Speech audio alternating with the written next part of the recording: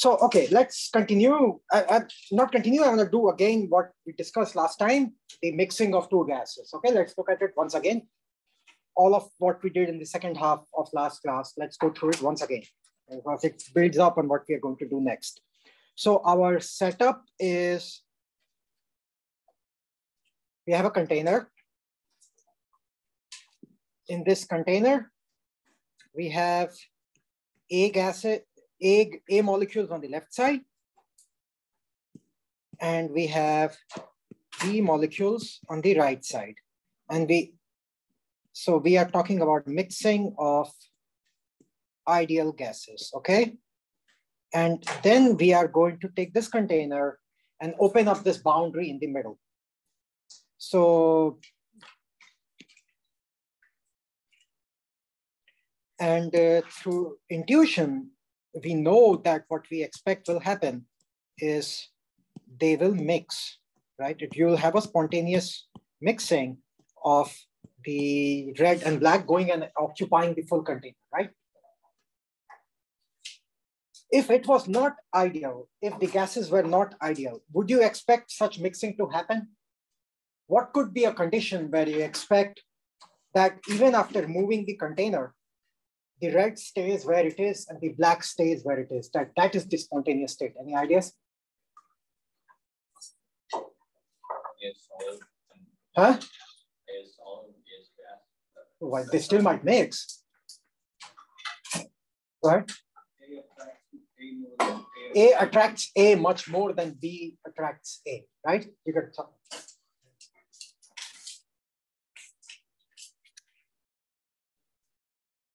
So, and we will study those conditions, but for now, A doesn't attract A, B doesn't attract B, A doesn't attract B, nothing attracts anything. The only business they have is don't sit on top of my head.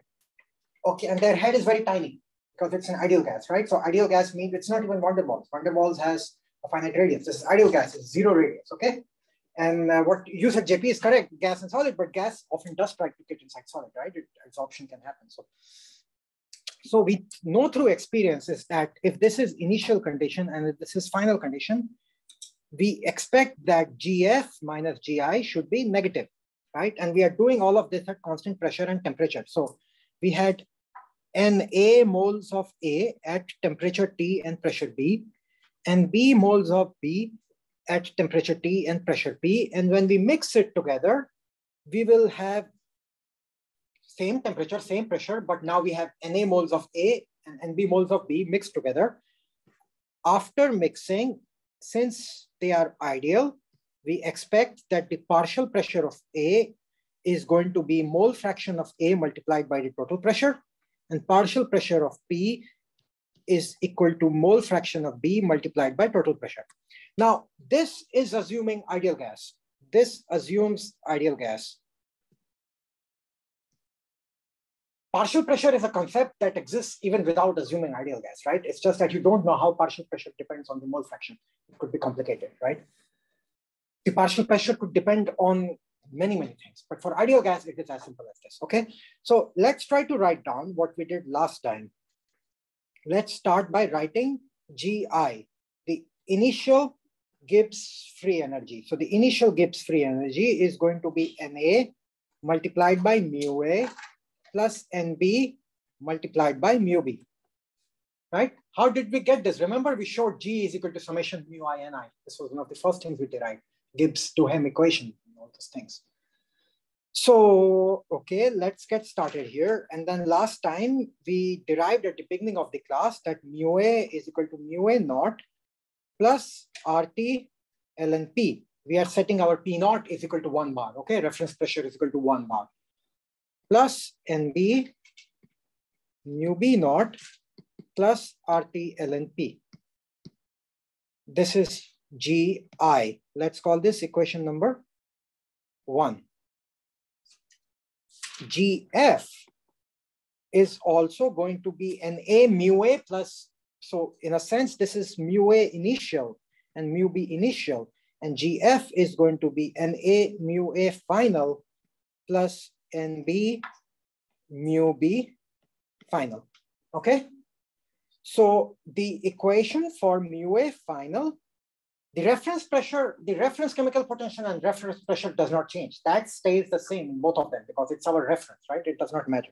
So that's going to be mu A naught.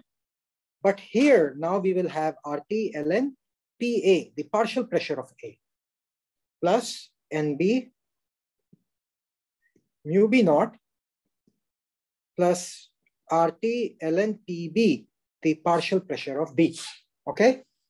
And now we can use equation number 0 in 3.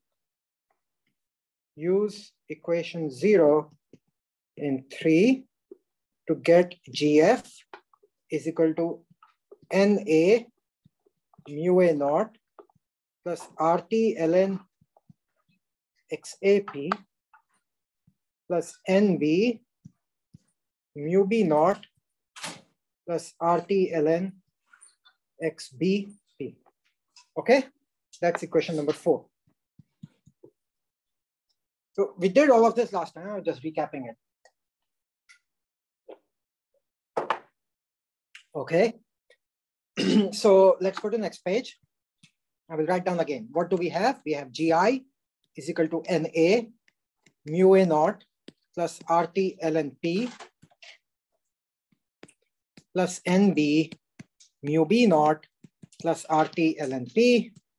And we have GF is equal to NA mu A naught. And we have two things, RT ln XAP, right? So we can break it down. We can write it as RT ln XA plus RT ln P plus NB mu B naught plus RT ln XB plus RT ln P. So if you subtract the left-hand side and the right-hand side of these two equations, what do you get? You get GF minus GI is equal to a bunch of things cut out, right? NA mu A naught cuts out. RT ln P cuts out. NB mu B naught cuts out. This RT ln P, this RT ln P cuts out. What do you left with? You are left with NA RT ln XA plus RT ln XB. Sorry, I made one little mistake.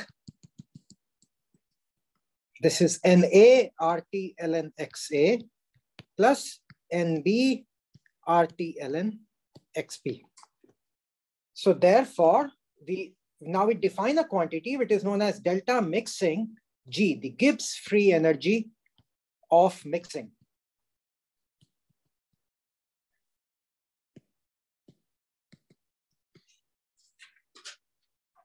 Gibbs free energy of mixing is defined as GF minus GI, okay? Before mixing and after mixing, the difference. So what is the delta mixing G per mole? That's going to be this thing that we just wrote above, equation number 5, divided by Na plus Nb. So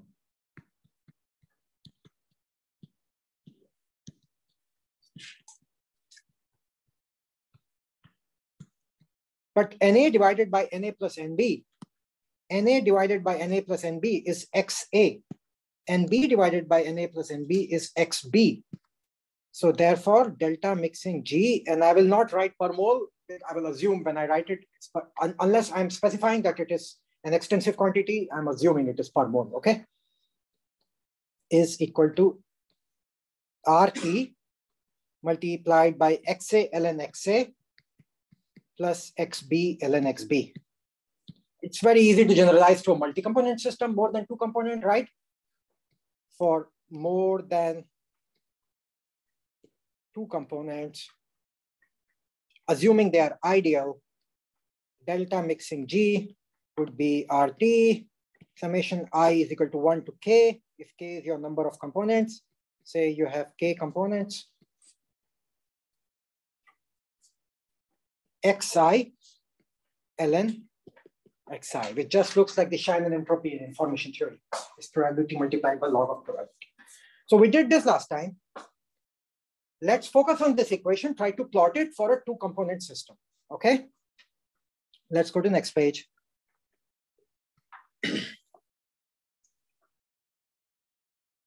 So we have just shown that delta mixing G for a two-component system is equal to RT x ln x plus 1 minus x ln 1 minus x, where I have used x to denote xa and 1 minus x to denote xp, right? We have this luxury because we are working with two components, just for the sake. Did I answer your question, Jared, on Slack? Yes. If pressure is just like temperature, right? So we drew everything in isotherms, we could do everything in isobars. But it's a good question. So you can imagine now, if you have an equation of state where P and T don't have the same linear presence, then that might change, right? So van der Waals has P and T in the same linear setting, while volume is cubic. That's why it happens. So it could lead to, yeah. But so that's water. You need it's only when it's above. It has to be above PC and above TC. So it's a rectangle. That's what he pointed out, right? It's a rectangle, and which tends to be quite true in general. Okay, let's get back to this. So we have this, and okay. So the first question is delta mixing G positive or negative? Why, Nick? Because we already talked about it. Tell me. You have a chocolate opportunity. No. Look at this algebra and tell me. On the basis of equation 3, can you say whether delta mixing G can be negative or can it be positive? On the basis of x log x plus 1 minus x log 1 minus x. Because that's going to have to be negative. Why? What is the range for x? 0 to 1. Okay, this is only for Nick. 0 less than x less than 1. So how about ln x? Can it be positive or negative? Log of x when x is smaller than 1. Oh, yeah, it's negative, right? So ln x is always negative. Okay, you are not done yet here. How about 1 minus x? That's also going to be between 0 to 1, right? And log 1 minus x is also going to be the same, right?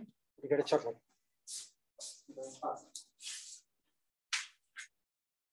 Only Vedant doesn't get chocolate. So it's always negative. So if we were to plot this here, we are plotting delta mixing G versus x is equal to 0, x is equal to 1. This is 0. We know it will always be under the 0 line, right? Okay, so we know it's going to start here. Okay, the other question is now, what is the value at x tends to 0 or x tends to 1, right? So as x tends to 0, delta mixing G tends to 0. And that is, you have to remember because you're looking at terms like 0 log 0 plus 1 log 1, right? 1 log 1 is definitely going to be 0 because log 1 is 0. And this one you have to differentiate and use L'Hopital rule or L'Hospital's rule, okay? So at both ends, it's going to be 0. Now the question is about the slope. How quickly will it fall off? Last time we didn't do that. Let's do it this time. So d delta mixing G by dx is going to be RT multiplied by differential of this thing. What is that? That is x multiplied by 1 by x plus ln x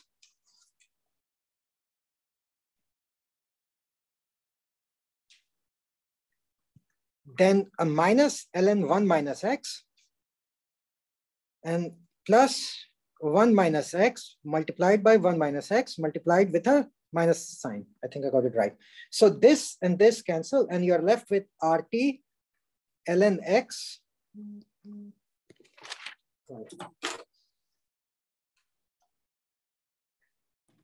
RT ln x minus ln 1 minus x. So this is the slope. As x tends to 0, what is the value of the slope? Why? And log 1 is 0. And how about when x goes to 1? Minus infinity or plus infinity? You almost got a chocolate. No, you get one.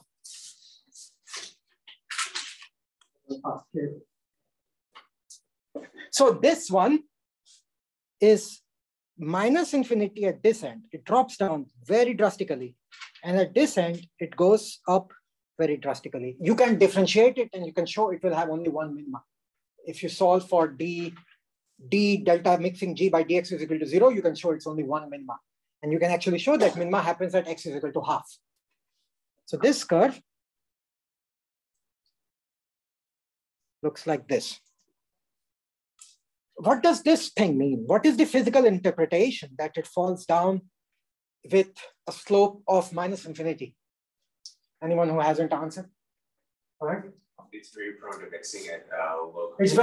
It's very much likes to mix it, right? So the part really wants to chocolate. The gain the loss you have in free energy by adding something. You can buy these in Lidl. Pretty good. Okay. I'm like a salesperson for Lidl. You know, normally I get them in Europe at the airport. So every time I go, I come back with like 200 of those. So Lidl has those here, which is great. So what this means is Gibbs free energy of mixing is always spontaneous, which is what we expected of mixing of ideal gases, okay? And we will see deviation from this, is always spontaneous and really dropped and really favored for small amounts of impurities.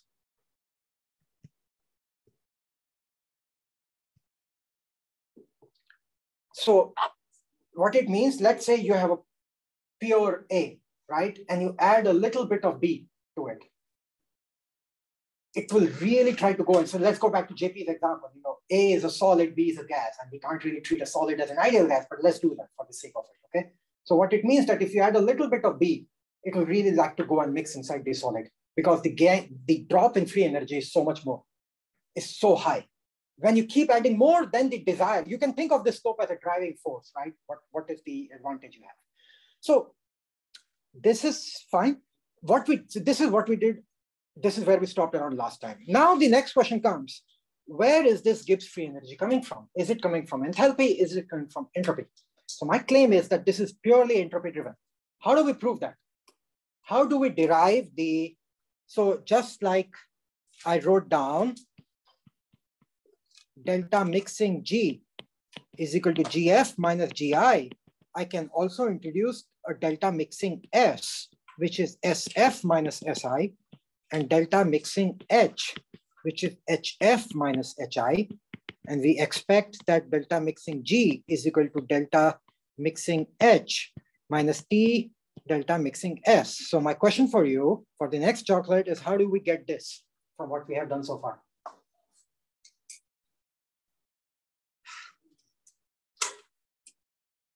Go ahead, Sophia. You have a question or you chance for a chocolate? It's for solid. Would we use the DG, VDP, PDS, but I just don't know how. You say we will use DG, VDP minus what? SDT. Good. No, you are on the right track. You're getting close to a chocolate. We are talking about constant pressure, right? Mm-hmm. So this term does not really matter. So delta mixing S is going to be minus delta mixing G by delta T at constant P. Does everyone agree with this? We're talking about constant P, right? Okay, to get your chocolate now, Sophia, you have to show me how to get delta mix. So we have the equation now. We just showed on next page that delta mixing S is equal to minus delta mixing G by delta T. So can you calculate that for me? Given the expression above. Where is the T coming? It's only for Sophia. T is only here, right? Mm-hmm. So when I differentiate this with respect to T at constant pressure, what will happen? You get the same thing Everything remains except the T. Absolutely correct. You got to check it. Where does the Where does what? where does the delta H mix come Delta H mix? Yeah. In a moment. from? So go to, let's call this equation number 6. So use above in equation 6. So let's call this equation 7. Let's call this equation 8 to get delta mixing S is equal to minus R XA ln XA plus XB ln XB. Now delta mixing H is easy because we use this formula. We have calculated delta mixing G, we have calculated delta mixing S, right? So we can put this in this formula to get delta mixing H is delta mixing G plus T delta mixing S. How much that does turn out? It turns out to be 0. This is RT XA ln XA plus XP ln XP. And this is minus RT XA ln XA plus XP equal to 0. Therefore, the mixing of two ideal gases has no enthalpic component. It is purely entropically driven, which makes intuitive sense. There is no energy of interaction, right? If you have van der Waals gas, this won't be true. So let me summarize this in terms of what we call ideal mixing or ideal solutions, okay? So Give us a minute. why are you even taking notes? It's not online. I can't just read stuff. Okay. I will hide chocolate. You can blame them out for this.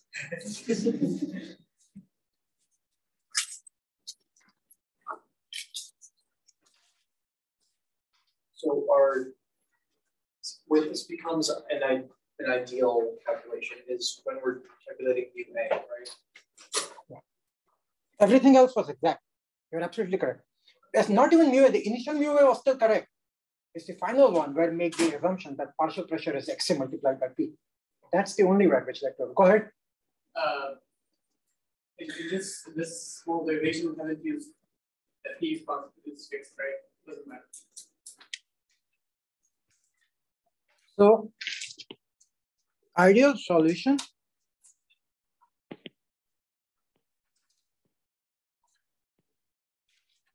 is defined as delta mixing H is equal to 0 and delta mixing S is equal to minus R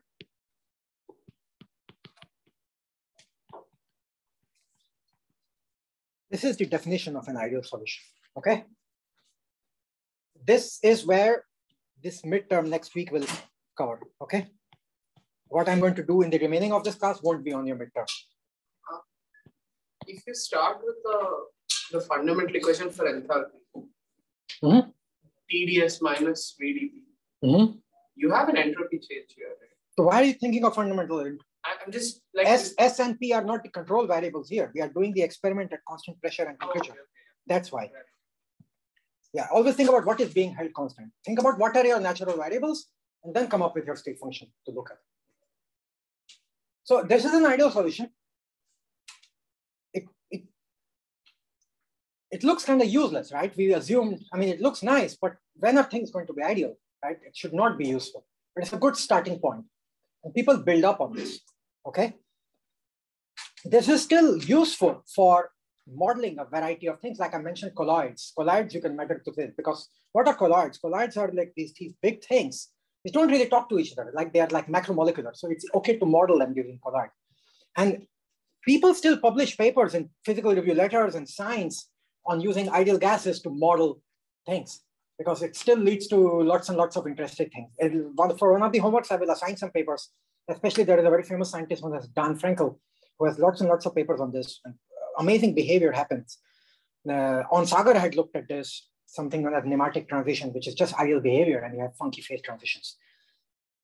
So we will get to all that later. But now we want to build up on this. So ideal solution is fine.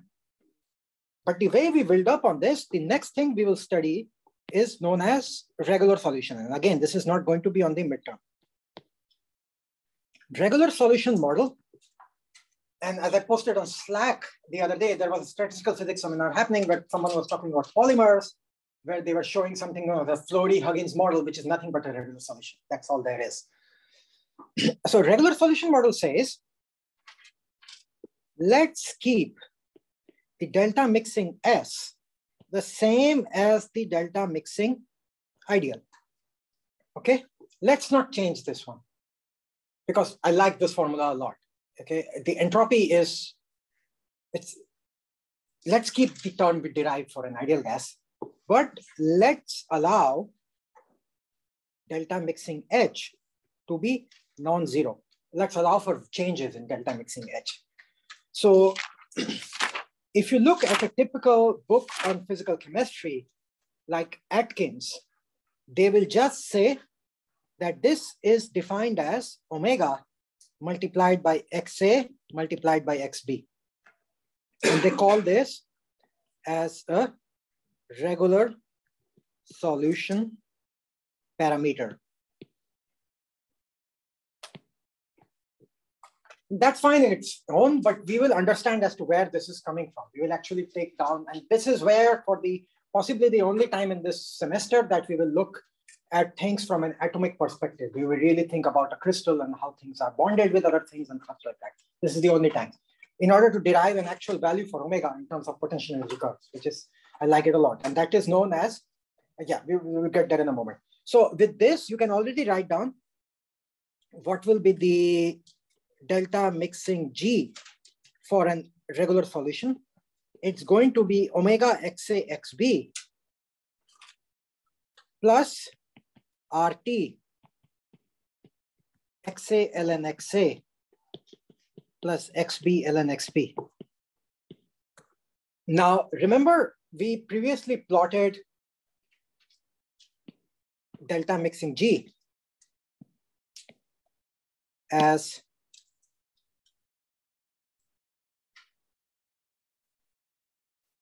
this was my minus T delta mixing S, correct? That's what we plotted last time because it was ideal. Now we are adding this term on top of this. What's it going to do? If omega is negative, what's it going to do? Will it change the qualitative picture? Why not? You don't get to answer. You have taken 481 with me. You don't get chocolate. Anyone else? It will change Why? because it's a function of x, right? Will the qualitative picture change? X multiplied by 1 minus x is a parabola. You are nodding your head. Will the qualitative picture change or not? No, because both of the terms still negative. They are both, it's still negative and it's still parabola, and x multiplied by 1 minus x has a minimum at x is equal to 0.5. So omega negative will not change anything. If omega is positive, that's when you really start to get funky stuff. Depending on temperature, you start to get spiral decomposition, phase translation, all sorts of, people model RNA liquid phase separation using regular solution model because just this simple free energy has so much richness. And it becomes a competition. So when omega less than 0, boring. It looks the same, nothing will change. And we'll study this in detail. Omega less than omega positive, then it still might be boring. But once in a while, it will become interesting. When? Depending on the relative value of omega and RT. So it's the construction of the enthalpy function to ensure that.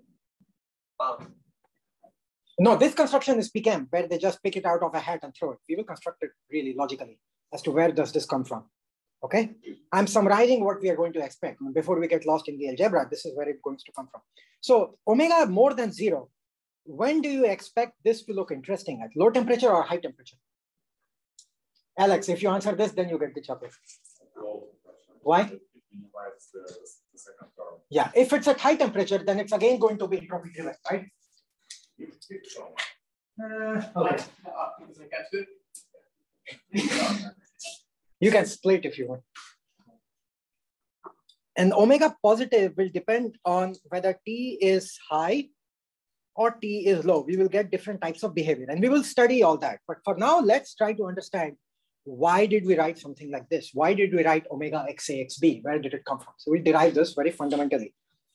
And in order to derive this, we will study something known as the quasi-chemical model, which is also known as the Bragg-Williams approximation. The Bragg-Williams approximation is a bit more general. It is used for lots of other things in physics, but it's the same family. So we want to understand, so again, what did we say? We said for a regular solution model, we are not going to touch the entropy. The entropy, we are going to keep the same as the ideal one. The enthalpy, we know that things are not zero size point particles moving around oblivious of each other, right? Things attract each other or repel each other. How do we account for that?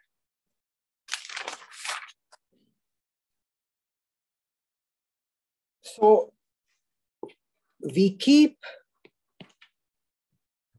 delta mixing S as delta mixing S ideal and change delta mixing H. So this will be a regular solution. After this, there is a real solution where both of them can be anything you want them to be. We won't be studying those. Okay, let's stop at regular. It's already quite useful. You have a question? Go ahead. Omega negative, does it mean it's random and... Oh, we will study in great detail. We will derive an expression for omega related to coordination number and internal energy. You will get lots of answers.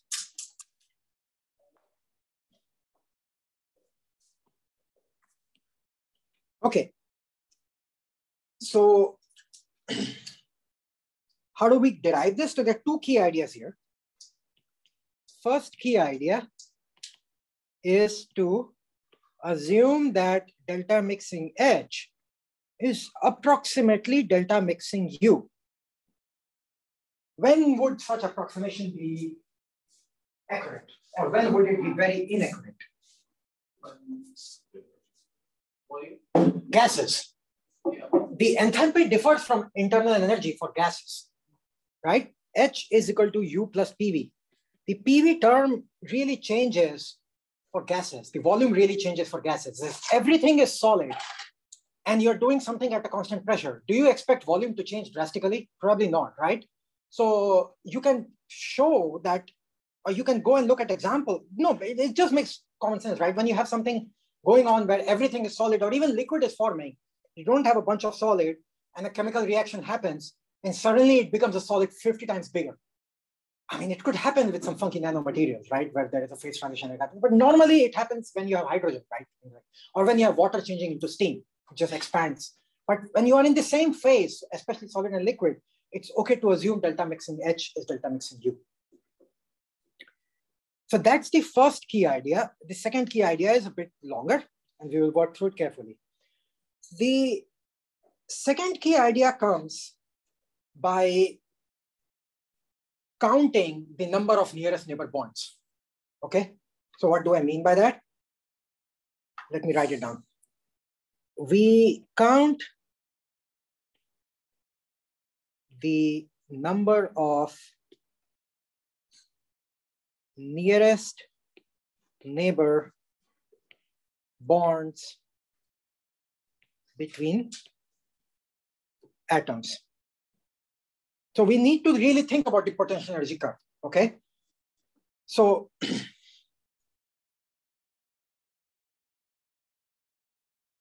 before mixing, how would it look like? It would look like maybe you have a bunch of A sitting on some lattice, and then you have on the other side a bunch of B sitting on some lattice, right? This is my A, and this is my B. So if you knew the potential, and so what's nearest neighbor here? Nearest neighbor, in this case, the number of nearest neighbors is 4, right? This over here is the second nearest neighbor, the diagonal one.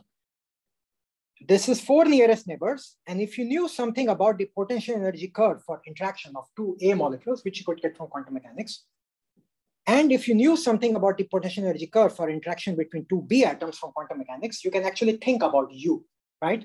And when you mix it together, it's going to look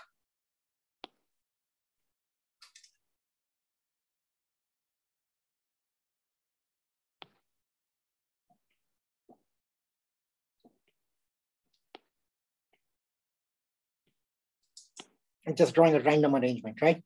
Things will be mixed in some random order. A now does not just see, in this case, A is seeing A, but over here, A is seeing B. And this interaction is B seeing B. So we have to count these interactions. We'll work through it carefully, okay? We're saying these are two gases. No, we are now thinking about things that interact with each other by assuming they are solids. We are moving further from gases. Okay, and this can apply to liquids also. I drew a crystalline lattice for your convenience, but this could really be for anything. All you need to count is number of nearest neighbors. And liquids do have, that's why water is, the Patrick answered this question last time, right? Why does the ice float on top of water? So this I drew a crystal just for clarity, but I could do it something like this also. If it bothers you, I could do something like,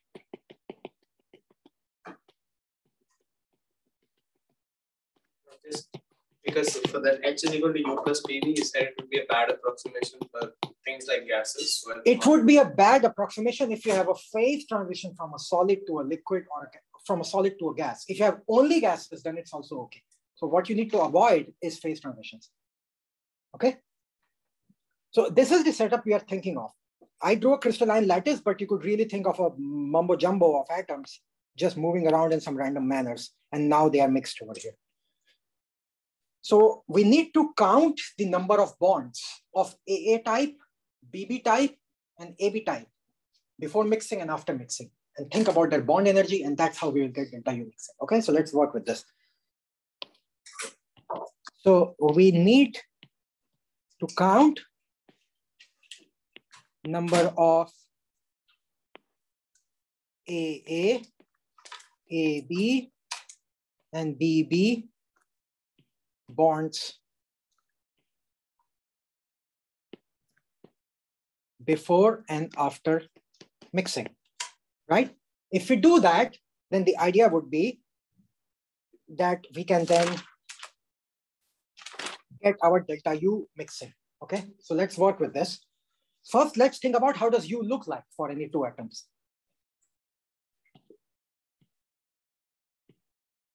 If I am interested in the potential energy for atom A talking to atom A as a distance between these two atoms, how should it look like when R goes to 0? How will it look like if Alex suddenly decided to come and sit on Ethan's head? Infinity, like Ethan would not like it. He will scream very, very loudly. So it will go to infinity. How about R tends to infinity? Does Ethan care about Alex 50 years from now when they are living on two different planets? Mars and Earth, probably. It goes to 0. And there is an ideal distance. We can see on an average, they'd like to sit around 12 feet away from each other, right? And it depends on who you are. Vanessa and Suman have an average preferred distance around 3 feet. This order has merged in the classroom. I don't know how. So you will have a minimum and it'll go something like this, okay? And this is the typical bond length that you have. So this is a good potential energy curve for almost anything. Even with quantum mechanics, you get potential energy curves which are very similar to this. Even for something like iron, which has like D electrons and F electrons, it still gets such a behavior. You can have little kinks, which is complicated, but this is the same picture. In fact, getting this curve accurately for two iron atoms is quite hard because iron is so complex. Due to for S electron systems, this is going to be quite true. Everything is boring and symmetric, right? If you have D electrons and F electrons, then R won't be the only thing that matters, right? You will have to worry about theta also. So let's call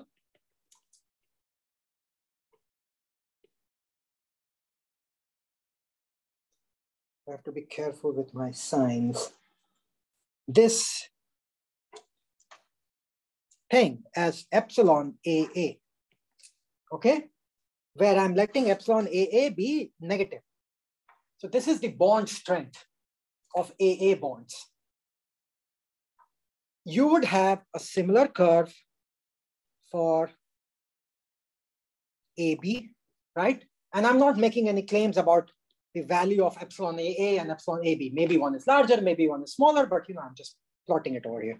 So you could have a similar curve for epsilon AB when A atom and B atoms, you're talking about the distance between A and B. And finally, you could have a similar curve for BB. You will have 3 curves.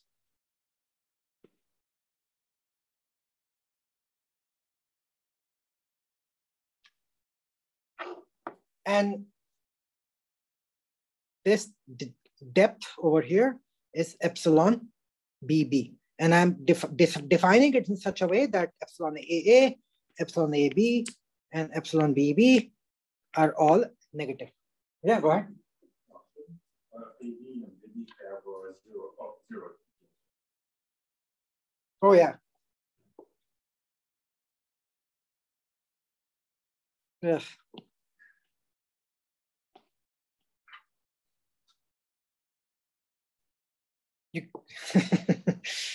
Sure, let's do that correctly.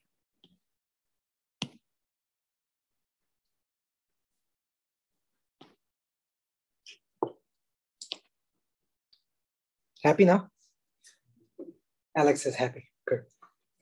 We all want Alex to be happy. So these are my potentiality curves, and they could be the location of the min-man, the RA, the value at which bond is formed, the distance, the depth of the bond, that could all be different, okay? So what I'm going to prove to you next is, well, let's just work through. I don't want to write down the expression. I think it will confuse more. So we have this setup, and now we want to count. We want to calculate the potential energy before mixing and potential energy after mixing. Okay, so this is a subtle argument. We'll work through it carefully. I want to do it now. After midterm, when we meet, I will start from this point again, the counting point, because it's a bit complicated. Yeah, go ahead. If A and B are just 2 similar atoms that are mixed together, why does one have... They are not similar. Yeah, it's iron and cobalt. It's Alex and Ethan. Not similar by any measure. So, okay.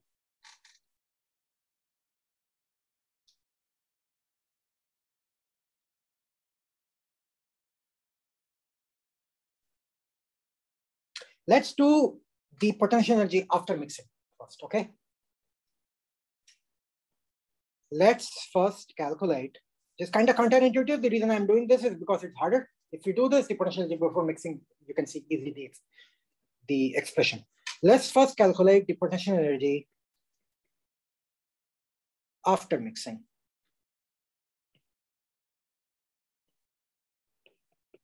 We cannot do it from purely the information we have.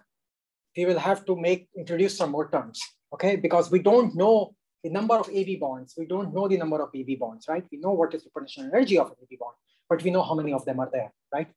So our third approximation will come later about how many of the bonds are there. But right now, let's just introduce some term for it. Let's say PAA, PAB, and PBB. It looks like probability, but it's actually the number. I'm using it for number. Are the number of AA, AB, and BB bonds after mixing.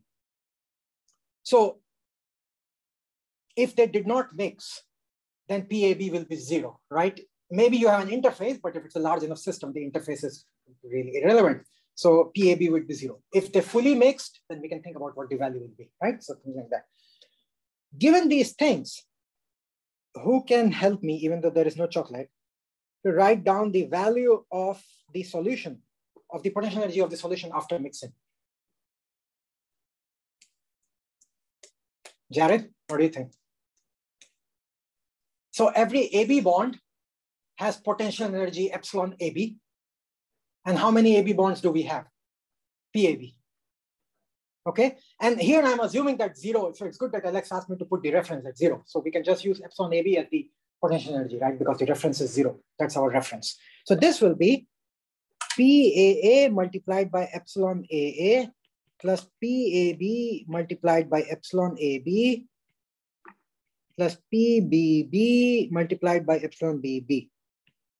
Okay, go ahead. If you, for every bound, you put distance like to be the optimal from the energy perspective, you will change the volume of the system or pressure. Oh, it's a big system and pressure is head constant. Okay. Thermodynamics. It's not a finite system. Thermodynamic systems are huge. Sorry, but that is the answer. We don't worry about that over there. Yeah. Go ahead. So you have your wells at their minimum, different R's, but we are only calculating this at the nearest partner, so just a single R. Yeah. So we assume that the crystal lattice is not changing. That's another reference. The R value does. So if you want to be really careful, the difference of these R values is kind of similar. But remember, we are taking a big leap from the ideal thing where nothing talks to each other. So this is already quite useful. You know, there are still assumptions, but it's a big leap forward. Is this still valid for a periodic system? Say like 2 liquids. If it's large enough, sure. Okay. Yeah. And you can also, and we will get back to regular, but you can also see how a mathematical framework for real solutions might come up. Instead of just omega xb, xa xb, you start thinking about omega 1 xa xb plus omega 2 xa square xb plus omega 3 xa xb square, and you can start doing Taylor expansions, you can fit everything. So this framework leads to a framework where you can fit the mixing energy of everything on the planet. Just doesn't matter, but the same idea. It's also intuitively makes sense that you have xa multiplied by xp in the delta H, right? Because you're talking about mixing, right? You're talking about interaction. So it makes sense that the interaction energy does not depend on mole fraction of A alone or mole fraction of B alone, right? That it is a product of both of those. So intuitively, it makes sense. So we have PAA, epsilon AA plus PAB, epsilon AB plus PBB, epsilon BB. Let's stop here because the math gets a bit more complicated here. And so next time what I will do is to start from this page. I will draw this curve, I will write down this, and then we are going to think about what is the value of PAA and PAB. So next time will be a while from now, because on Tuesday we will have a review, and I'm going to post the midterm 3 like answer keys before Monday. I will also post the, midterm and the homework answer keys I will post before Monday. So look at it, then tell me if you still have a question, okay? Or I don't know, there will be some questions from there, but even otherwise, I will take at least half an hour to give you a big picture of what is all this, what have we done? We are kind of far away from there exists S of NVE and things like that, right? But let's join the dots and see where we are. Then the midterm will be released as written on the website. Thursday, there will be no class. The following Thursday.